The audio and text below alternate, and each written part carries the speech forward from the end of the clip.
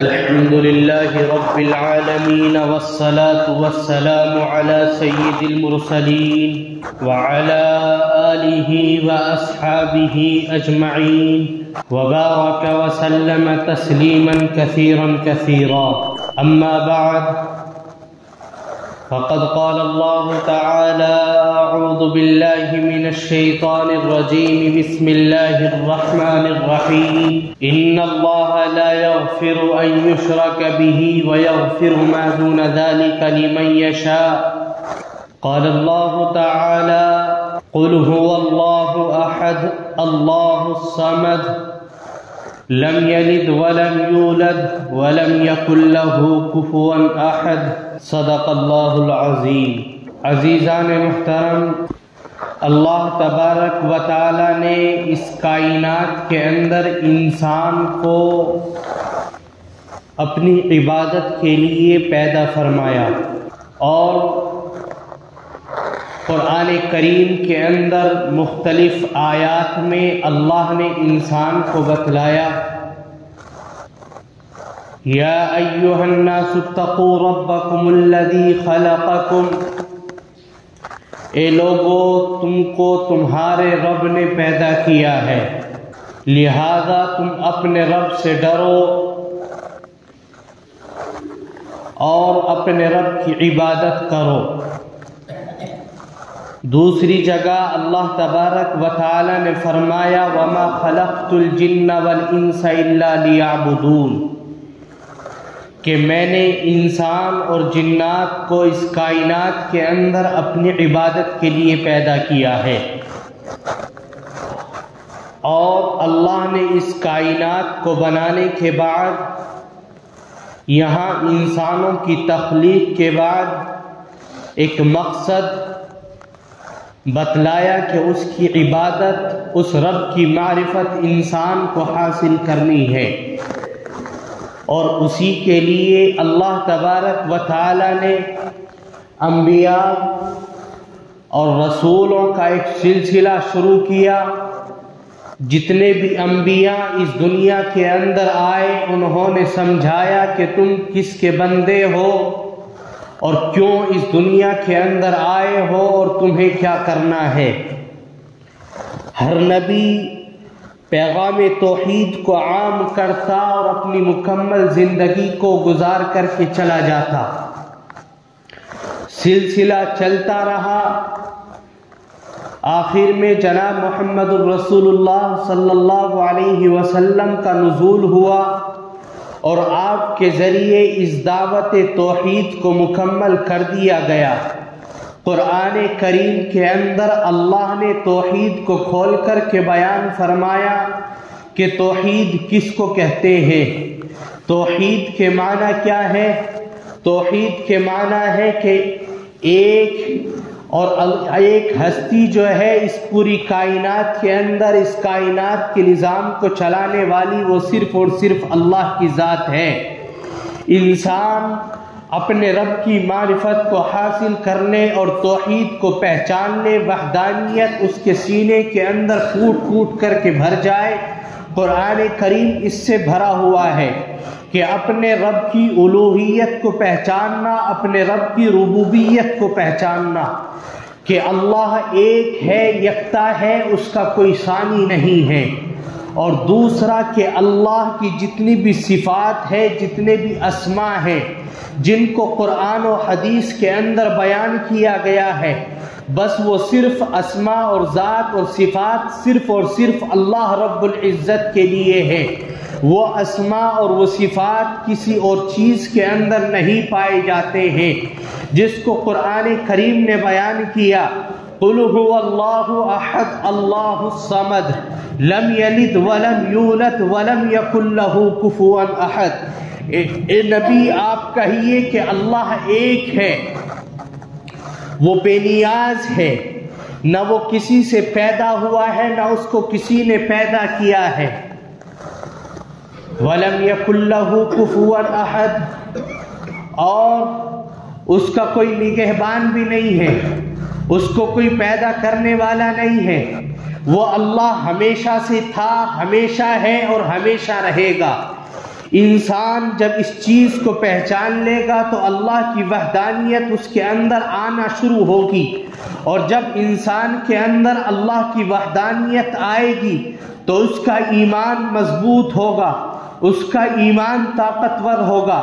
وحدانیت کا مطلب یہ ہے کہ انسان اپنے آپ کو تمام شرک سے، تمام بدعات سے، تمام خرافات سے بچائے۔ اگر انسان تمام شرک والی چیزوں سے، چاہے وہ شرک خفی ہو چاہے شرک عملی ہو، ہر طرح کے شرک سے انسان اپنے آپ کو بچاتا ہے تو اسے توحید کے معنی سمجھ میں آتے ہیں۔ ہم نے کلمہ پڑھا لا الہ الا اللہ محمد الرسول اللہ، تو اس کا مطلب صرف یہی نہیں کہ ہم نے اس کے ترجمے کو پڑھ لیا کہ اللہ کے سوا کوئی معبود نہیں اور محمد صلی اللہ علیہ وسلم اللہ کے رسول اور پیغمبر ہیں۔ اس کا مطلب یہ بھی ہے کہ اس دنیا کی طاقت، اگر آپ کے سامنے کوئی اس بات کا مظاہرہ کرتا ہے کہ نہیں حکومت طاقتور ہے، تو اس وقت میں یہ کلمہ تقاضا کرتا ہے کہ نہیں، آپ اپنے رب کی طاقت کو پہچانیے کہ اصل طاقت حکومت کی طاقت نہیں بلکہ اصل طاقت اللہ کی طاقت ہے۔ یہ دنیا اگر آپ سے کہے کہ فلاں ملک طاقتور ہے تو اس وقت میں آپ کا ایمان اندر سے اس بات کی گواہی دے کہ نہیں، ملک کے پاس طاقت نہیں بلکہ اصل طاقت اللہ کی طاقت ہے۔ اگر کوئی آپ سے کہے کہ نہیں اسرائیل کے پاس طاقت ہے اور سب کمزور ہیں، تو اس وقت میں آپ کا یہ کلمہ آپ کو اس بات پر ابھارے کہ نہیں، کسی اسرائیل کے پاس طاقت نہیں بلکہ طاقت اور حکمرانی صرف اور صرف اللہ کے پاس ہے۔ اگر کوئی دنیا والا آپ سے کہے کہ حکومت کے اندر طاقت ہے، روپیے پیسے کے اندر طاقت ہے، دولت کے اندر طاقت ہے، تو اس وقت میں آپ کا جذبہ اور آپ کی زبان اس بات کا مظاہرہ کر رہی ہو کہ نہیں، اصل طاقت صرف اور صرف اللہ کی ہے، اس لیے کہ اللہ نے فرمایا لا الہ الا اللہ، اس کے سوا کوئی معبود نہیں ہے۔ اللہ وہ ہے جو ہمیشہ سے تھا، اللہ وہ ہے جو ہمیشہ سے ہے، اور اللہ وہ ہے جو ہمیشہ ہمیشہ رہے گا۔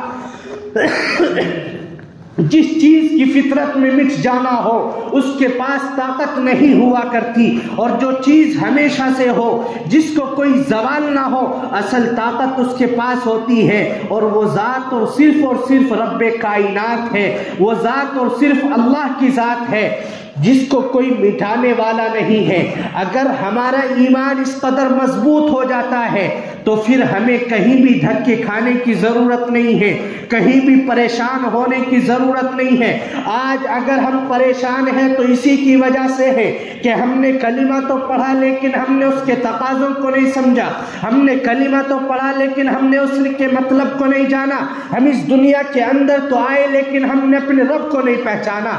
اس رب نے ہمیں پیدا تو کیا، اس رب کے لیے ہم مسجدوں میں تو آئے لیکن مسجد کے اندر آنے کا مقصد ہم نے نہیں جانا۔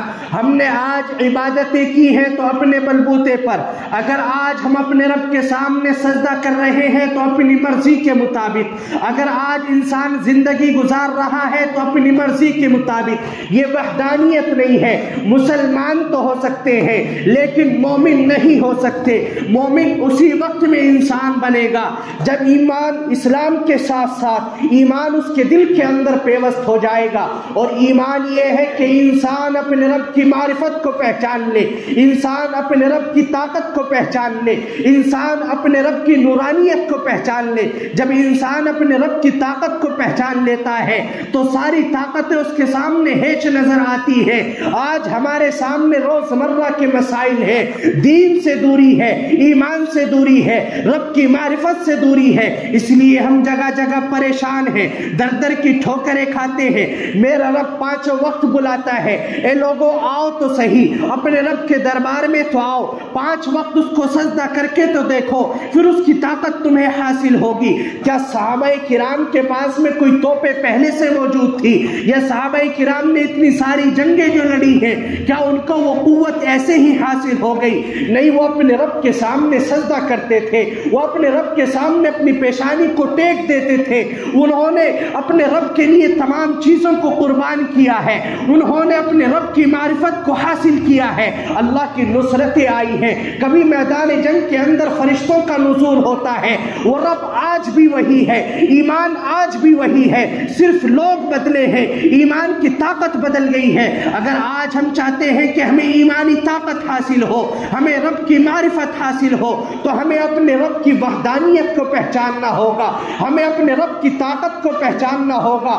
یہ یاد رکھو، جب تک ہم توحید کو نہیں جان سکتے، جب تک ہمیں کامیابی نہیں مل سکتی۔ آج ہم کمزور ہیں اس لیے کہ ہمارا عقیدہ کمزور ہے، آج ہم کمزور اس وجہ سے ہے کہ ہمارا ایمان کمزور پڑ رہا ہے۔ جس رب کے سامنے تمہیں ہاتھ پھیلانے چاہیے تھے، وہی انسان اس رب کے سامنے ہاتھ نہ پھیلا کر کے مزاروں پر جا کر چادریں چڑھاتا ہے، نئی گاڑی خرید کر کے لاتا ہے تو اس کو کلیئر گھمانے لے جاتا ہے۔ کیا کلیئر کے اندر طاقت ہے؟ کیا ایک مزار کے اندر طاقت ہے؟ کیا پیر اور مجاری کے اندر طاقت ہے؟ نہیں، اصل طاقت اللہ کے اندر طاقت ہے۔ اور اگر کوئی انسان شرک کر رہا ہے، اس کا ایمان ختم ہو چکا ہے۔ قرآن کہتا ہے وَمَن يُشْرِكْ بِاللَّهِ فَقَدْ ضَلَّ ضَلَالًا بَعِيدًا، جو انسان اللہ کے ساتھ شرک کرے وہ دور کی گمراہی میں چلا گیا۔ قرآن کہتا ہے اے نبی، اگر کوئی انسان شرک کرنے والا ہو، اگر کوئی مومن شرک کا ارتکاب کرے تو تمہارے لیے جائز نہیں ہے کہ تم اس کے لیے دعائے مغفرت کرو۔ قرآن کہتا ہے کہ اگر کوئی انسان شرک کر رہا ہے یا شرکیہ اعمال کو انجام دے رہا ہے تو اس انسان کی مغفرت اللہ کے یہاں نہیں ہے۔ آپ نے ایک مرتبہ نماز چھوڑ دی، رب چاہے معاف کر دے۔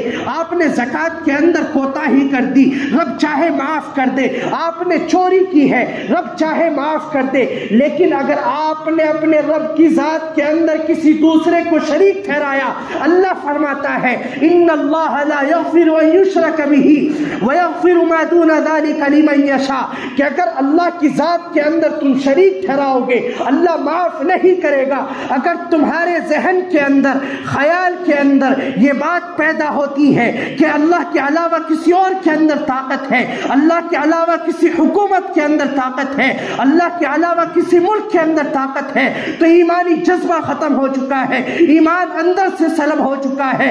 ظاہری طور پر طاقتیں کسی کے بھی پاس ہو، حکومتیں کسی کے بھی پاس ہو، اصل طاقت صرف اور صرف اللہ کی ہے۔ اس دن کو نکالنے والا وہ اللہ ہے، رات کو لانے والی ذات اللہ کی ہے، اس دنیا کے اندر اندھیرا کرنے والی ذات اللہ کی ہے، حکمرانی عطا کرنے والی ذات اللہ کی ہے۔ انسانوں کا اپنا اس کے اندر کوئی کمال نہیں ہے، دن روزانہ بدلتے ہیں۔ قرآن اس کو بیان کرتا ہے جو آج دن ہے وہ کل نہیں ہوگا، جو کل ہے وہ آج نہیں ہوگا، اور جو کل تھا وہ آج نہیں ہے۔ اس دنیا کے اندر حکومتیں بھی آئی ہیں، اس دنیا کے اندر لوگوں نے خدائی کا دعویٰ بھی کیا ہے، لیکن آج وہ موجود نہیں ہے۔ ایک وقت وہ تھا کہ مسلمانوں کا عروج تھا، آج بظاہر پستی نظر آتی ہے، لیکن ایک وقت وہ ہوگا کہ جب ہم اپنے رب کی معرفت کو پہچان لیں گے، جب ہمیں اپنے رب کی معرفت حاصل ہوگی، جب ہم کلمے کی طاقت کو پہچانیں گے، اس وقت میں پھر مسلمانوں کا عروج ہوگا۔ اس لیے کہ اللہ نے اس دنیا کے نظام کو جو چلایا ہے وہ اللہ اللہ کہنے کی بدولت چلایا ہے۔ جب تک اس دنیا کے اندر اللہ اللہ کی پکار ہو رہی ہے، جب تک یہ نظام چل رہا ہے، اور جب اس دنیا سے اللہ اللہ کی صدائیں گونجنی بند ہو جائیں گی، اسی وقت اللہ اس دنیا کے نظام کو تہس نہس کر دیں گے۔ اس لیے میرے دوستو، ایک لمحے کے لیے بھی اللہ کے علاوہ کسی کو طاقتور نہ کہنا ہے، نہ سمجھنا ہے، نہ اپنے ذہن کے اندر اس بات کا خیال پیدا کرنا ہے۔ توحید یہی ہے کہ اپنے رب کی معرفت تم مکمل طریقے سے ایمانی عقائد کے اعتبار سے حاصل کرو، لیکن یہ عقیدے اور یہ ایمان کی طاقت آپ کو کہاں حاصل ہوگی؟ یہ مسجدوں سے باہر رہ کر کے، علماء سے دوری اختیار کر کے، قرآن و حدیث سے آپ فاصلہ لے کر کے کبھی آپ ایمانی طاقت کو حاصل نہیں کر سکتے۔ دنیا کے اندر جتنا جاؤ گے دنیا کی رنگینیوں کے اندر مست ہو کر کے ایمان کی طاقت کو کھو بیٹھو گے، اور جتنا دنیا سے بے رغبتی اختیار کرو گے اتنا ہی اللہ کی معرفت اور ایمانی طاقت تمہیں حاصل ہوگی۔ 5 وقت کی نمازیں ہم سے نہیں پڑھی جا رہی۔ ماحول یہ ہے کہ گلی محلوں میں، کوچوں میں، جہاں پر کوئی محفل لگتی ہے، 4 آدمی بیٹھتے ہیں تو فوراً باتیں شروع ہوتی ہے کہ مسجد کی جگہ پر مندر کی تعمیر کرا دی گئی۔ صرف باتیں ہوتی ہے، کام کچھ نہیں ہے۔ قرآن کہتا ہے ما کان للمشرکین ان یعمروا مساجد اللہ، مشرکین کا کام یہ نہیں ہے کہ وہ اللہ کی مسجدوں کو آباد کرے۔ جب مشرکوں کا کام یہ نہیں ہے تو اللہ کی مسجدوں کو کون آباد کرے گا؟ ایمان والوں کا کام ہے مسجدوں کو آباد کرنا۔ جب ہم نے مسجدوں کو آباد کرنا چھوڑ دیا تو وہاں پر ویرانیاں آئی، وہاں پر غیروں کے قبضے ہونے شروع ہو گئے۔ میں نہیں کہتا کہ آپ دور دراز بڑی بڑی مسجدوں کو جا کر کے دیکھیں، اپنے محلوں کی مسجدوں کو جا کر کے آپ دیکھو اور آج ہی نظر دوڑائیے گا۔ جس مسجد کے اندر مؤذن نہیں ہے، نمازی اس مسجد کے اندر یکے بعد دیگرے 5 10 یا 10 سے 20 تک جاتے ہیں، ان مسجدوں کی چھتوں کی طرف آپ جھانکنا، وہاں پر جالے آپ کو نظر آئیں گے۔ کیا یہ ہمارے عبادت خانے ہیں؟ کیا یہ ہمیں مسجدوں سے لگاؤ اور محبت ہے؟ کیا یہی ہمارے دل کے اندر تڑپ ہے؟ ان مسجدوں کو ویران ہم نے خود بخود کیا ہے۔ مسلمان ضروری سمجھتا ہے صبح سے شام تک نوکری کرنا، مسلمان ضروری سمجھ رہا ہے صبح سے شام تک مزدوری کرنا، مسلمان نوجوان ضروری سمجھتا ہے صبح سے شام تک کرکٹ کھیلنا، مسلمان ضروری سمجھتا ہے پوری رات موبائل کے اندر اپنی رات کا استعمال کرنا۔ کیا اس نوجوان کے لیے ضروری نہیں کہ اپنی مسجدوں کو آباد کر لے، اپنے رب کے سامنے سجدہ کر لے، اپنے رب کے سامنے پیشانی کو ٹیک لے؟ آج ہم اپنے محلے کی مسجدوں کو آباد نہیں کرتے اور چرچا کرتے ہیں کہ فلاں مسجد ہمارے ہاتھوں سے نکل گئی۔ ان مسجدوں کے نکلنے کی وجہ یہی ہے کہ ہم نے مسجدوں کو آباد نہیں کیا ہے۔ جتنا ضروری ہمارے لیے دنیا کو حاصل کرنا ہے، جتنا ضروری ہمارے لیے روپے پیسے کا کمانا ہے، اس سے کہیں زیادہ ضروری ہے کہ ہم اپنے رب کی معرفت کو حاصل کریں، اپنے رب سے مانگیں، اپنے رب کے سامنے روئیں، مسجدوں کو آباد کریں، 5 وقت نمازوں کی پابندی کریں۔ 5 وقت کی نماز ہوتی ہے، کسی نماز میں 10 نمازی ہیں، کسی میں 15، حد سے حد 20 سے زیادہ کسی مسجد میں نمازی نہیں نظر نہیں آتے۔ میں پوچھتا ہوں آج جمعہ ہے، یہ مسلمان کہاں سے آئے ہیں؟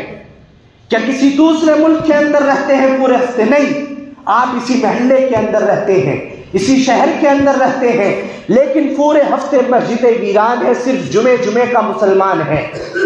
اگر آپ مسلمان 5 وقت کے بنتے ہیں تو مسجدیں آپ کی کوئی نہیں چھین سکتا۔ جس گھر کے اندر لوگوں کی آمد و رفت بند ہو جائے اور وہاں کا دروازہ بند کر دیا جائے تو اس گھر کے اندر خود بخود جالے لگ جاتے ہیں۔ وہاں پر مکڑیاں چھوڑنے کی ضرورت نہیں، کسی کو کہنے کی ضرورت نہیں کہ میرے گھر کو اندر سے خراب کر دو، بس اس گھر کو بند کر کے چھوڑ دو، چند دن کے بعد دیکھو کہ وہ اس گھر کی حالت بگڑی ہوئی آپ کو نظر آئے گی۔ کیوں؟ اس لیے کہ دنیا دار الاسباب ہے۔ جب آپ مسجدوں سے نکل کر شراب خانوں میں، چائے کے اڈوں پر اور الگ الگ جگہ فلم بینیوں کے اندر شامل ہوں گے تو مسجدیں خود بخود ویران ہوتی چلی جائیں گی۔ میرے دوستو، باتیں کڑوی لگ سکتی ہیں لیکن حقیقت پر مبنی ہیں۔ آپ یہاں پر بیٹھا ہر ایک انسان اپنے دل کو جھنجھوڑے۔